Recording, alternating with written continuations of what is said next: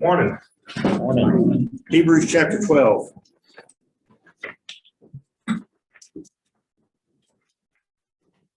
Just another, again, I do this often, but another introductory reminder. Chapters were not written into the book of Hebrews, that was added later. And so Hebrews chapter 12 obviously picks up on the tail end of chapter 11, the Hall of Faith, talking about all these Christian, that was not the right word to use. I meant to say Old Testament saints. They're Christian now because chapter 11, verse 40, they've been made perfect together with us. We just picked up seeing all these Old Testament saints and how they were faithful, how they continued, even despite not getting to witness, getting to see the culmination of their faith, what they were being faithful for.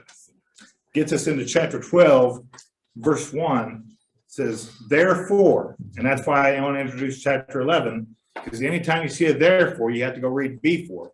Because of all these men and women who lived by faith and endured, because they were living for a different country, a heavenly one, not making this world their home. Therefore, since we are surrounded by such a great cloud of witnesses, what does that bring to your mind? What picture does that paint in your mind? Mark chapter 9, the cloud comes down. Jesus is on a mountain with Moses and Elijah. Peter gets all excited and says, man, it's good for us to be here. I'm going to build 3 tabernacles, 3 shelters, 3 statues, 3 monuments, whatever you want to call it. One to honor Moses, one to honor Elijah, and one for Jesus. The cloud comes in and surrounds them. And a voice comes from the cloud that says, Jesus, this is my son, whom I love. With him I'm well pleased, listen to him. That's one way I think of it, because we're surrounded by this great cloud of witnesses. I also like to think of it like a sporting event. We like to go and watch football games or baseball games or basketball games, and some people even like soccer. And so what we do is we sit around the field and we cheer them on as our team is out there doing whatever it is they're doing. That's the picture here. As you and I go through this life, and all those times when we think, I'm all alone, nobody understands what I'm going through, we have a great cloud of witnesses saying what? You can do this. It's worth it. You may get cut in 2. You may get stoned to death. You may be destitute. It's worth it. Even if you don't get the promise when you think you deserve to get the promise, even if you have to wait for Jesus to come, it's worth it. So therefore, since we are surrounded by such a great cloud of witnesses, let us throw off everything that hinders and the sin that so easily entangles, and let us run with perseverance the race marked out for us. Sin can only easily entangle those who have a lack of faith. Sin can only easily entangle those who have a lack of faith. Because when you have faith, what do you have? Hope, trust, strength, confidence. How many times has he told us this, even in this short letter that he has, that we have confidence to enter into the very holy of holies in the presence of God? When we trust in him, it doesn't matter what happens to us in this world. That's the whole point of going back and looking at Hebrews chapter 11 again, to see all these men and women and how they endured through their faith. They were able to, well, again, we don't want to get back into chapter 11 because we need to spend time in chapter 12. But go read it again today and then connect it to chapter 12 and see this is what he's talking about. We want to throw off the sin that so easily entangles. We want to run with perseverance. The whole point of talking about faith in chapter 11 and getting into this is that faith involves evidence. Faith that is not made evident is not faith. Remember what James says, James chapter 2. You tell me you have faith, I'll show you my faith by what I do. By faith, Abel offered a better sacrifice. By faith, Noah built an ark. By faith, Abraham left home to go to a country he didn't know where he was going to. By faith, Moses refused to enjoy the sin of Egypt for a short period of time because he regarded disgrace for Christ as of much greater value. Your faith has to be evident.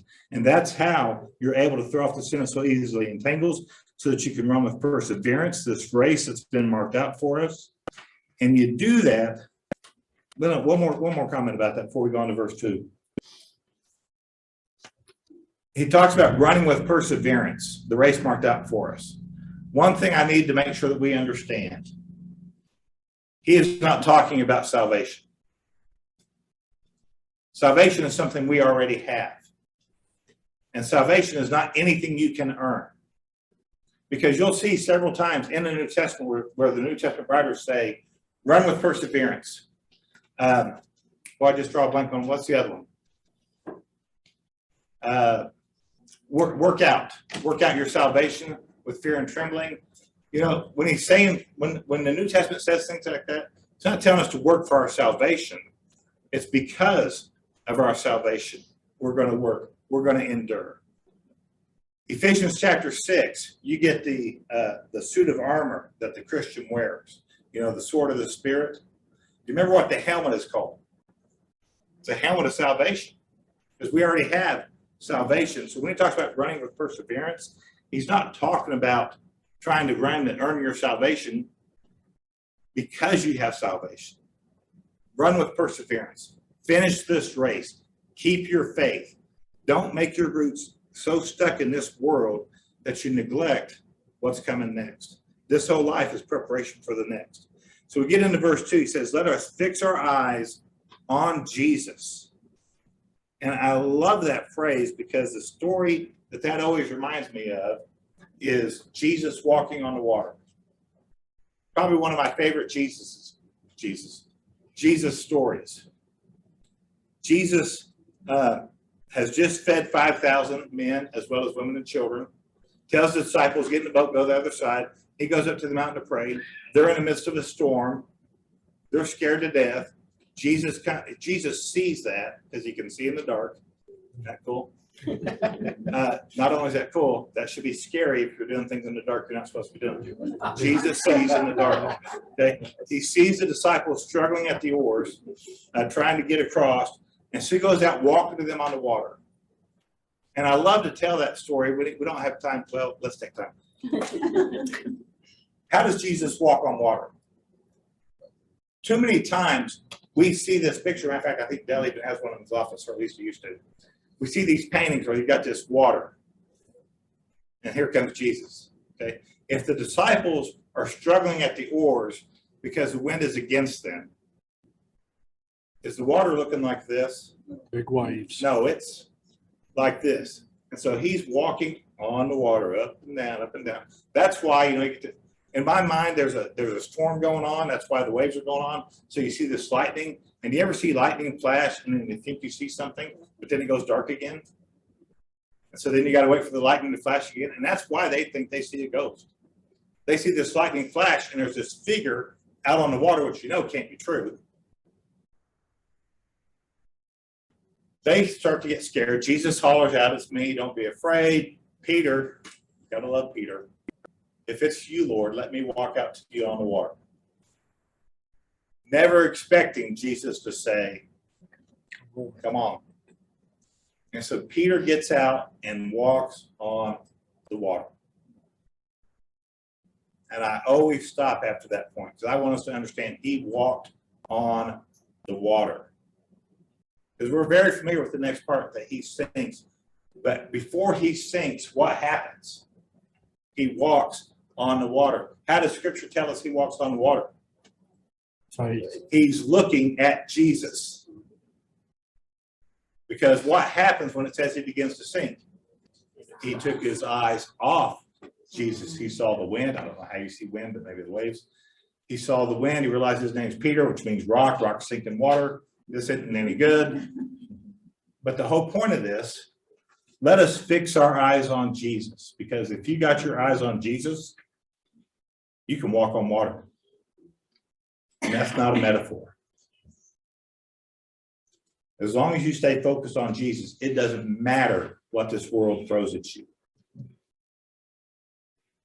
But it's that moment we start taking our eyes off Jesus. We start to doubt. We start to think, which always messes us up, is stay focused on Jesus instead. So let us fix our eyes on Jesus, the author and the perfecter of our faith, who for the joy set before him endured the cross. That is a very weird statement. And so let me explain to you what he's really saying there, because some translations kind of do it a little bit better. Was it a joy for Jesus to go to the cross? No. No, absolutely not. I mean, he prayed fervently with loud cries and petitions. We talked about this back in chapter 9, I think it was, not to have to go to the cross. What is the joy set before him? Going back to be with his father. Going to the Father, having accomplished his Father's will, giving the Father satisfaction and propitiation for what needed to take place. Romans 3, verse 25, of him, his blood cleansing the Old Testament saints as well as all the way up to us today and tomorrow. That was the joy set before him. Because of that joy, what did Jesus do? He endured the cross. What joy do you have set before you? We have hope. Heaven, presence of God, paradise, Garden of Eden, all over again, except this time we're not going to sin. You know why we're not going to sin? Because we're not going to want to sin. I'd never heard this argument until just last week. Are we going to have free will in heaven? Because if we don't, it's not free will. And the argument is, absolutely we'll have free will, but we will have no desire for anything except to honor and glorify our Father for what he has done for us. Garden of Eden gets restored. We'll see that whenever we get to study the book of Revelation. And so that's why Jesus is the author and the perfecter of our faith. So we fix our eyes on him, who for the joy set before him, honoring God, endured the cross, scorning its shame, disregarding its shame. And he sat down at the right hand of the throne of God. And again, I want to remind you, every time when you see Jesus sitting down, what does that mean? He's finished. It is finished. Now he's still working, keeping us pure, keeping us holy. But as far as that sacrifice, that propitiation, that satisfaction that God needed, it is finished. He sits down at the right hand of the Father. It's a place of authority, but also a picture of completion, that he has done what that he's completed what Father has sent him to do.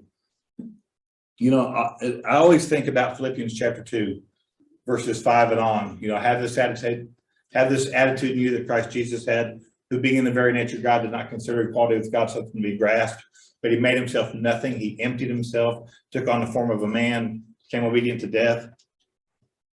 And I view it this way. When in verse 5, when Paul says you have the same attitude that Jesus had, and then he tells you that Jesus was willing to give up being God for you. Jesus gave up heaven for you. Then you know what your attitude needs to be? I'm willing to give up this world for him. Again, because we're told so many times it's not about this world.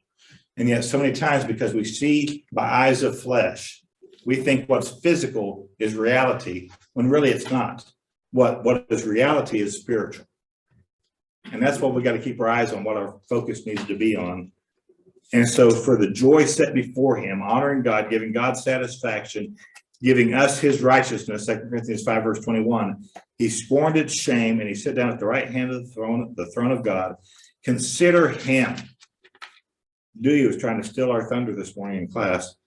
Consider him who endured such opposition from sinful men so that you will not grow weary and lose heart. If Hebrews 11, looking at Abel and Noah and Abraham and Moses and Elijah and all these other guys from the Old Testament, if that's not enough for you, for your encouragement, then consider him. Consider Jesus. And that's why I bring up the Philippians 2. If he's willing to give up heaven for us, what should we be willing to do for him? So consider him who endured such opposition from sinful men. Now, if Jesus was the Son of God, that was a trigger word because he is the Son of God. Okay. He knew God's laws. Was he obedient to God? Was he blessed by God? So you know what that means? He never had any problems on this earth, right? Because if we follow God and if we're obedient to God, we're never going to have any problems on this earth, right? No. If Jesus endured opposition from sinful men, why do you think you're going to be exempt from it? But what do we know? Because he overcame, if we'll put our faith in him, we too will overcome.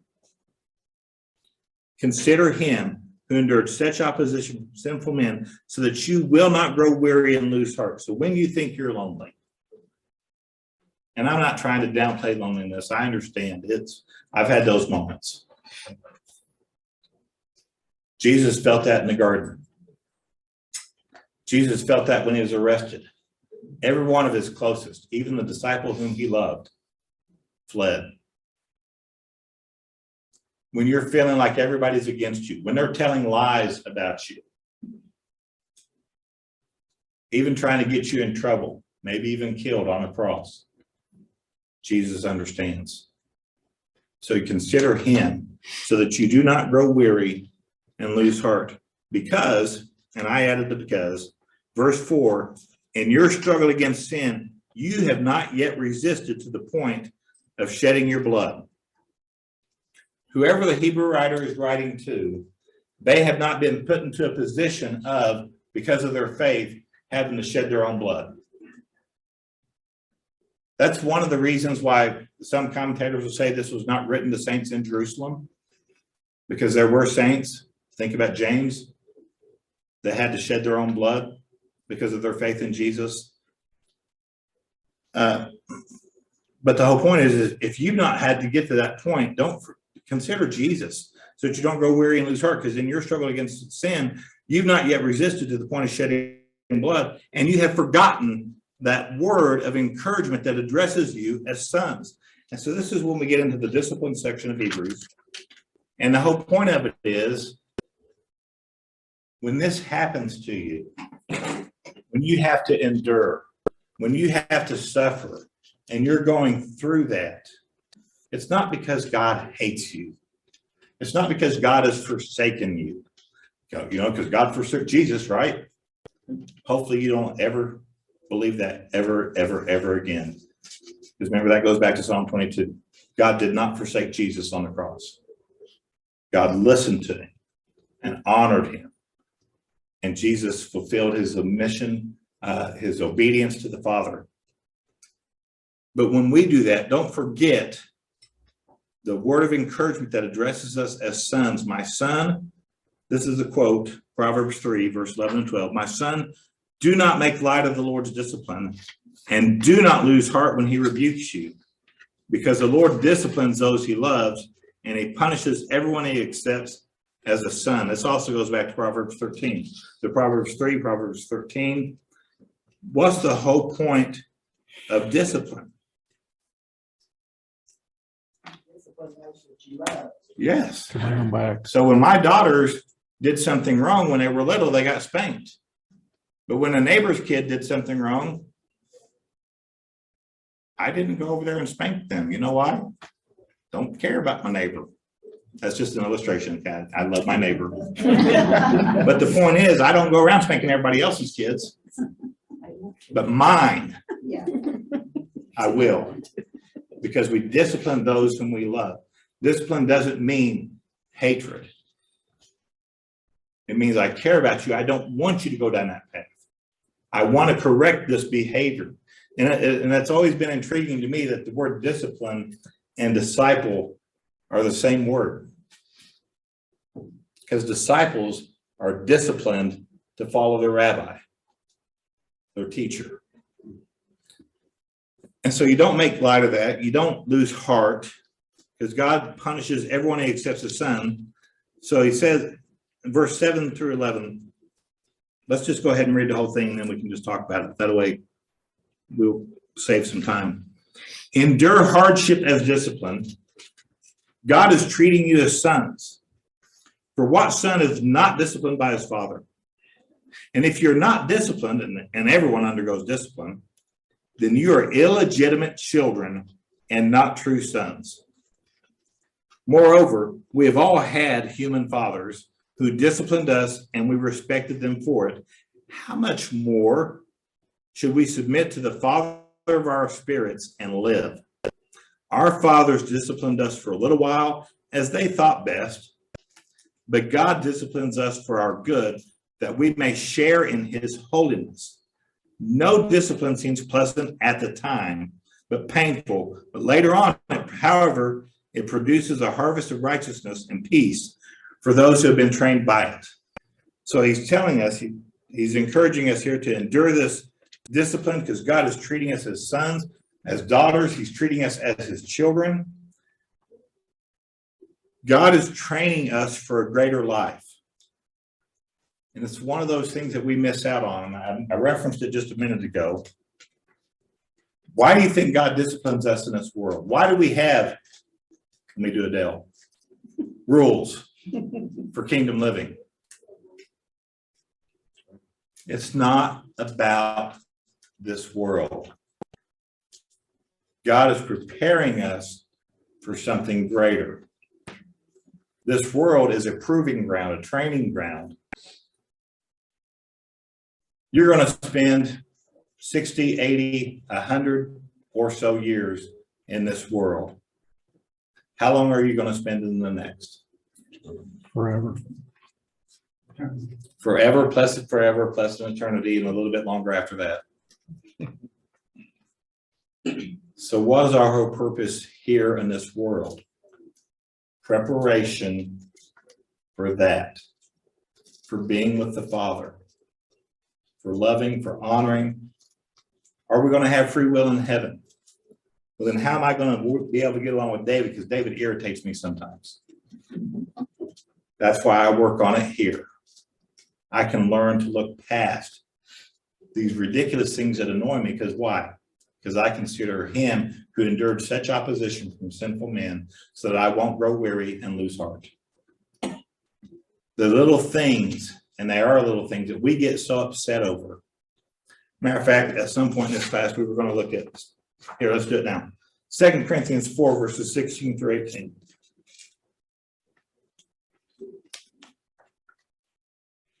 Second Corinthians 4, beginning in verse 16, reading down through verse 18, he says, this is Paul speaking. Therefore, we do not lose heart. Though outwardly, physically, we are wasting away, yet inwardly, spiritually, we're being renewed day by day. For our light and momentary troubles. Light and momentary troubles. Who's writing this? Paul. Did he have light and momentary troubles? Let's see. He was shipwrecked, bitten by a viperous snake. He was beaten with the rods, 40 times minus 1. He was stoned and left for dead. Put in prison a couple of times. What does Paul call those? That's what he's calling light and momentary troubles. Has anybody ever tried to kill you? We get upset when somebody drives in front of us, especially if they're getting ready to turn right. Why would they just not get behind us and do that? Because they get in front of us and they slow down, and it makes us really frustrated. They're not trying to kill us. And we'll let that ruin our day. And that's just one of the many things that we let ruin our day. Inwardly, going back to 2 Corinthians 4, we're being renewed day by day, for our light and momentary troubles are doing what? They're achieving for us an eternal glory that far outweighs them all. Paul is saying it doesn't matter what you go through on this earth. If you do it with faith, do it with patience, do it with trust in your Father, it's achieving for you an eternal glory that is far outweighs anything, both negative or positive, that you've experienced in this world. So we fix our eyes, verse 18, we fix our eyes not on what is seen, but what is unseen. For what is seen is temporary, but what is unseen is eternal. That's the whole point of all this. We've got to stop thinking about living to make this world better. And we get upset about politics and different things going on and weird laws that they make. And now we call good evil and evil good. That's nothing new. And yet we act surprised that the world acts like the world. We need to be acting like Jesus. Keep our eyes focused on him. And that's why we endure this discipline, because God is training us. He's teaching us as sons. If we weren't, if God's not disciplining you, I'd start getting worried that maybe he doesn't love you. That is a big deal. But then the writer says he disciplines everyone. We all undergo discipline, just like our Heavenly Fathers did it for us. And again, it's no fun during the time. That's why I wanted to make sure we understood that verse in verse 2, for the joy set before him endured the cross. It wasn't a joy for Jesus to go to the cross. The joy comes after the cross. It's not fun going through the discipline. The joy comes after the discipline. Because then you can look back and see, yeah, I used to be going down this path. But because my Father trained me, he disciplined me, now I'm going down this path. And if you didn't have a good earthly father, well, then think about your heavenly Father. Because he disciplines you, you can keep your focus on him and start going down a better path.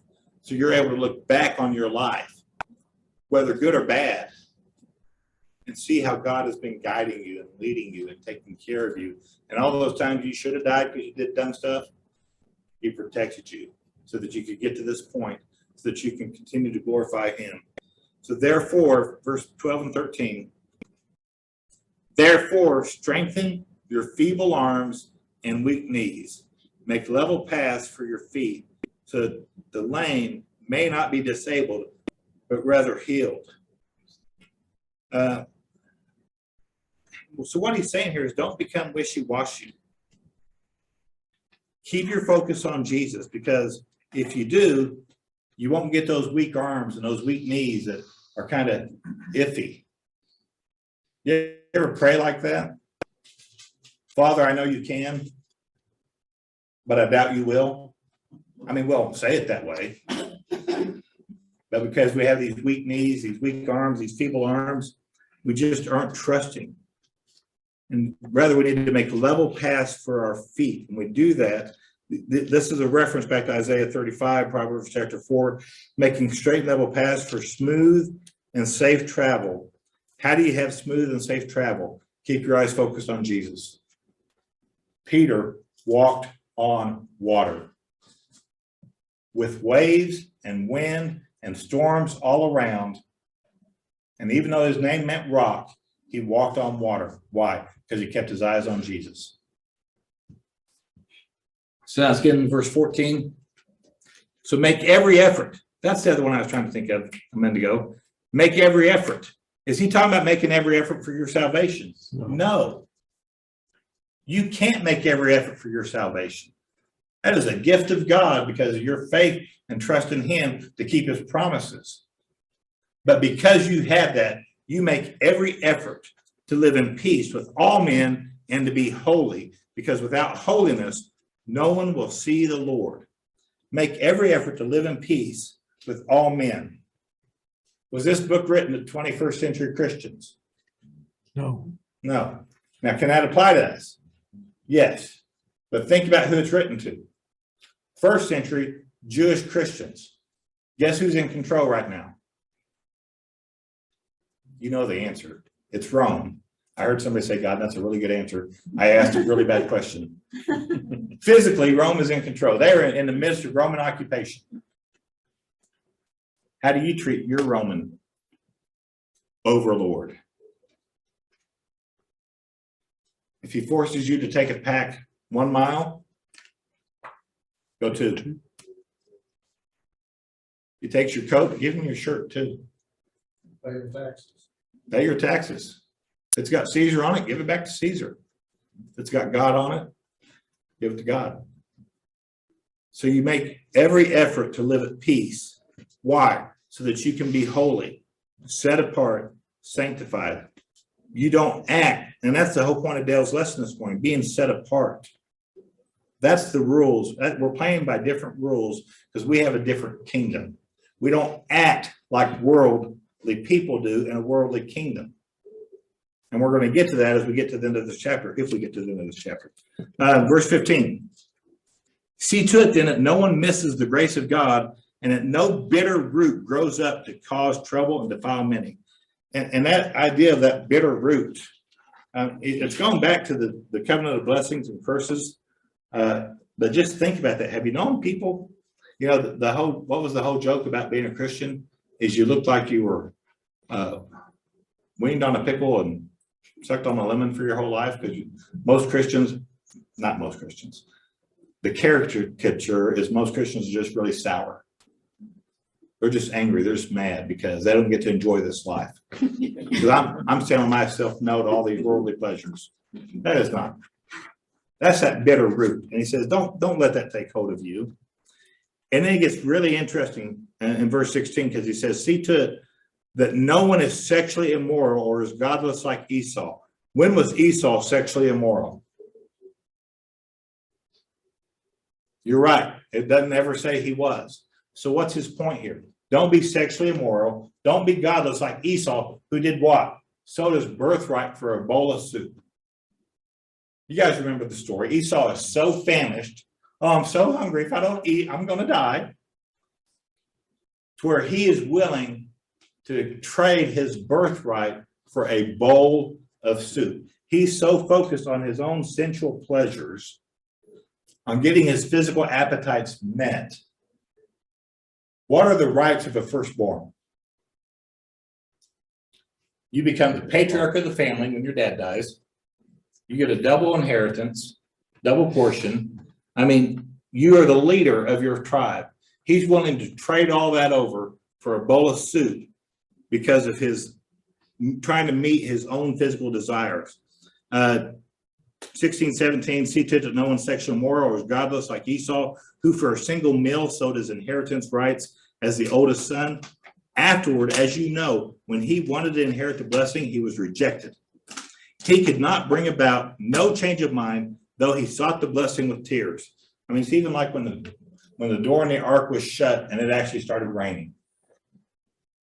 You know, there had to be people banging on the door. When Jacob goes in and steals the blessing from Isaac, and later Esau shows up, and Esau is with tears and crying and begging and pleading. Could Isaac say, you know what, that Jacob, he's a deceiver, he tricked me. He doesn't deserve anything I've already promised him. No, because he's already promised it. Can't say ixnay on that. And so what does he have left for Esau? Nothing, just curses. Don't be like Esau. Don't be like that. Because, and 18 through 21 is really interesting too. You have not come to a mountain that can be touched and that is burning with fire, to darkness, gloom, and storm, to a trumpet blast. Do you know what he's talking about here? Sinai. Exodus chapter 19. When God is over that mountain, it is dark, clouds, burning fire, thunder. They had a loud trumpet blast to let them know God's getting ready to talk. And how did the people react to that? It terrified them. Remember Exodus 19, Exodus 20. So he's drawing on that Exodus scene. You've not come to a mountain that can be touched, or that is burning with fire, to darkness, gloom, and storm, to a trumpet blast, or to such a voice speaking words that those who heard it begged that no further word be spoken to them, because they could not bear what was commanded, that if even an animal touches the mountain, it must be stoned. The sight was so terrifying that Moses said, I'm trembling with fear. So just like the Hebrew writer has been doing throughout this whole book, he's drawing us again back to the Old Testament to show us the shadow versus the reality. They had to endure this Mount Sinai experience that was terrifying for all of them, including Moses. What do we get? I'm glad you asked. Verse 22. You have come to Mount Zion, to the heavenly Jerusalem, the city of the living God. Remember also what Jerusalem means. Remember when we talked about Melchizedek? He's the king of Jerusalem, which means king of peace. You've come to the city of peace, the city of the living God. You have come to thousands upon thousands of angels in joyful assembly. It's not trumpet blast. It's not thunder. It's not a loud booming voice. Instead, you're hearing this melodious choir of thousands upon thousands of angels in joyful assembly to the church of the firstborn. That is not Jesus. Jesus is the firstborn, but when he says here to the church of firstborn, it's us. Don't believe me? Let's keep reading. Whose names are written in heaven. You've come to the church of the firstborn ones. In the Greek, it's plural. Whose names are written in heaven. We are firstborn. Hey, why is he bringing that up? Because he just brought up Esau. Don't be sexually immoral and godless like Esau. Don't be so focused on your sensual pleasures that you'll trade everything over for a bowl of soup. How many times do we give into the temporary satisfaction of sin because we think that we get that satisfaction, only to deal with the disappointment and frustration that it has caused when it's over? We've come to something better than that.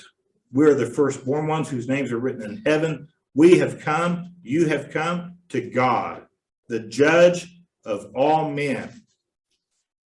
Okay? God is the judge of all men. You guys remember what's going to happen in judgment?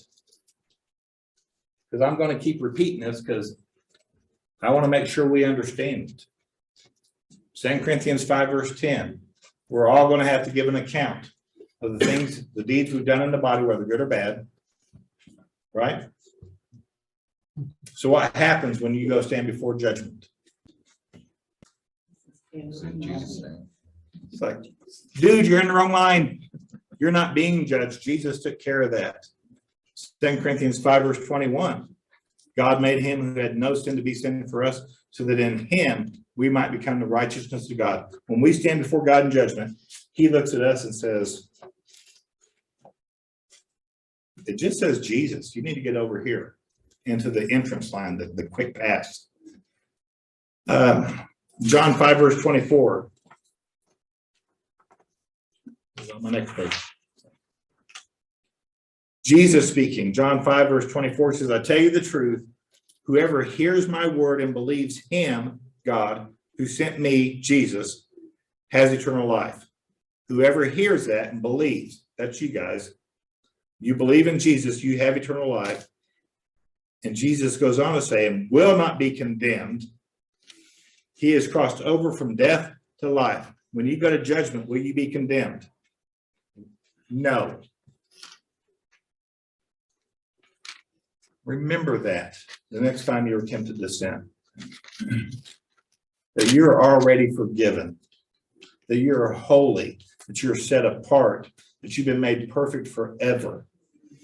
Because we're looking forward to a better country, to a better priesthood, a better law, better promises, a better call. Yes. I've heard it said though, that if you're not being tempted, you better be worried because he's after the ones that are lost. He's not, I mean, he's after the ones that Right. are saved. If I've already got you on my side. He don't care because he's already got them. And that's the whole point about Satan. Satan is a deceiver. So if it doesn't matter if you're serving God, if you're serving God inadequately or incorrectly, you can worship all you want. You can sing all you want. Because if you're not, Matthew chapter 7, verse 21 through 23. Not everyone who says to me, Lord, Lord, will enter the kingdom of heaven. Many are going to come to me on that day and say, Lord, did we not prophesy in your name and in your name drive out many demons and perform many miracles? And I'll say, I'll tell them plainly, away from me, you evildoers, I never knew you. People can serve God and do it wrongly. Does Satan have to mess with them? No, he's already got them. You don't have to walk around saying, I serve Satan to serve Satan. You just have to walk around and not serve God accurately, according to his word. That's why it's significant. And that air feels so good. Sorry if you're cold. I had nothing to do with it, but I'm enjoying it. So we've come to the church of the firstborn ones, verse 23, whose names are written in heaven. You've come to God, the judge of all men, and to the spirit of righteous men made perfect. Now, who are the spirits of righteous men made perfect?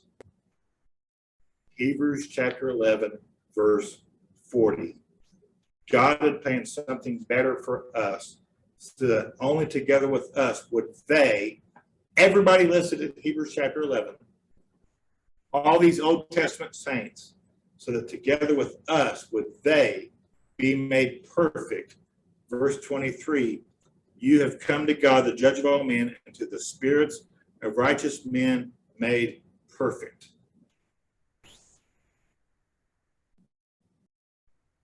You will get into heaven and into the presence of God at the same time Abel does, Moses does, Abraham does, David does, your grandpa, or whoever you had in your family that brought you to Christ. Because again, because we're on this temporal seen world, remember what's seen is not reality. What is unseen is a spiritual world. We're bound by time. God is not bound by time. When we leave here, we get to go to glory. And God will bring us all in.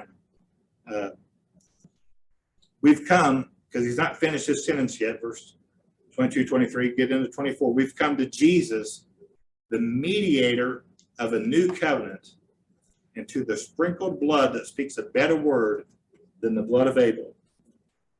So we've come to Jesus, and he calls him the mediator. 1 Timothy 2, verse 5, Paul says, we have the man, Jesus Christ, that intercedes between God and us. Jesus here is called our mediator. 1 John chapter 2, verse 1 and 2. John says, I write this to you so that you won't sin, but when you do, okay, he's not foolish to think you're never going to sin again. But when you do, you have one that stands in your defense. You have one that stands for who's the atoning sacrifice, the propitiation. We have Jesus, our mediator. That when Jack messes up, before God can even get his pen to get ready to write it down, Jesus is over saying, where's Jesus? At the right hand. No, Father, I already took care of that. Here, let's just write my name on it. Does Jack ever get charged with what he just did wrong? No. You know how long Jack is going to deal with it in his mind and let it bring him down and his guilt and let his conscience be all affected by it? When we've been told to have a clear conscience, see, when you let your conscience mess with you on that, that's a lack of faith. It's a lack of trust in God to keep his promise. If God chooses to remember your sin no more, why do you keep hanging on to it? That is not what he wants from you. And so we have Jesus Christ as a mediator who speaks a better word than the blood of Abel. Now, what was the blood of Abel? Remember, Abel offered a better sacrifice. And his brother killed him before because God liked him better because he offered up a better sacrifice. And so even though he's still dead, he still speaks because of his faith. But now we have Jesus who comes in with the sprinkled blood. And again, we get sometimes bothered by that word sprinkled. But again, the analogy here, especially if you're a first century Jew, you understand the sprinkling of the blood because of Exodus 19, Exodus 20, everything gets sprinkled with blood. That's how you're related to God. And so I like the way Gerald said it one time when he was teaching 1 John. First John 1, First John 1, verse 5, God is light and him is no darkness at all. Verse 6, if we claim to walk in the light, but we live in sin, we live in darkness, we're liars, we don't live by the truth. Verse 7, but if we walk in the light as God is in the light, we have fellowship with one another as with God, and the blood of his son Jesus purifies us from all sins. Gerald said, we're not just baptized, we're not just washed in the waters of baptism, but we're continually purified in the shower of his blood. Sprinkling of blood. Because Jesus still works today. Does he have to die again? No. That was one time for all time. But even to today, because I still mess up today, he's there as my mediator saying, no, Father, I took care of that. Here's some more blood for Mike. Keeps us going, keeps me holy, keeps you holy. So see to it then that you do not refuse him who speaks. That would be Jesus. If they, now we're going back to the Old Testament again, because the Hebrew writer does. If they did not escape when they refused him, Moses, who warned them on earth, how much less will we, if we turn away from him, Jesus, who warns us from heaven? Were there penalties for not obeying the law of Moses? Yes. How more severe is it when you have a ruler who's in heaven, a savior in heaven, if you turn your back on him? It's not just a physical death anymore. If you turn your back on him, it's a spiritual death. At that time, his voice shook the earth. Going again back to Exodus 19, Hebrews 12, verse 18, this mountain, the Sinai experience. At that time, his voice shook the earth, but now he has promised, once more I will shake not only the earth, but also the heavens. That's a quote from Haggai chapter 2, verse 6. Once more, God's going to shake not only the earth, but also the heavens. The words once more indicate the removing of what can be shaken, that is, created things, so that what cannot be shaken may remain. And so here's the picture he's painting. You have this Old Testament system of sacrifices. They never called it Old Testament, by the way. They had a covenant system, law of Moses, of sacrifices, of a tabernacle, of the high priest. And God says, once more, I'm going to shake that. Because all that physical stuff is not reality. And it's going to disappear so that what is reality may remain. Our high priest in Jesus, our sacrifice through Jesus, our covenant now in Jesus, better promises through Jesus. What remains? Jesus. So what can be shaken will be disappear. That is created things, so that what cannot be shaken may remain. Therefore, since we are receiving a kingdom that cannot be shaken, when I was 16 years old, my older sister lived in Salt Lake City, Utah. She was a member of the church, but you know what Utah is famous for. And so we went to visit her during the summer when I was 16, and we went to go visit the Mormon Tabernacle, because what else is there to do in Salt Lake? They close down the malls at 6 o'clock on Saturdays so people can get ready. I mean, we could learn some things from them, just not doctrine. Okay.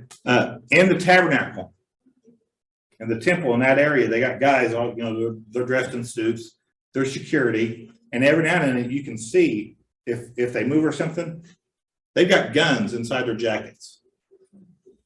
You know why? They have a kingdom that can be shaken. Does Mike Hill do that here at Greenlawn? Or any of our security guys carry guns around with them? You know why? We have a kingdom that cannot be shaken. We don't have to worry about it. And that's what he's saying. Therefore, verse, 26, 28? 28. Therefore, since we're receiving a kingdom that cannot be shaken, let us be thankful and so worship God acceptably with reverence and awe. When you understand that the very next sin you're going to commit is already forgiven because of the blood of Christ, be thankful. Honor God with reverence and awe. Why do we dress up for worship? Because we want to give God our best. Honor him because of what he's done for you, because our God is a consuming fire. A very loaded phrase there, our God is a consuming fire, because what's he getting ready to consume? The Old Testament system. 80-70 is right around the corner. Once more, God said, I'm going to shake the heavens and the earth. to remove created things. We have a kingdom that cannot be shaken. Thank God for that today, and go in peace and have grace. And chapter 13 for next week.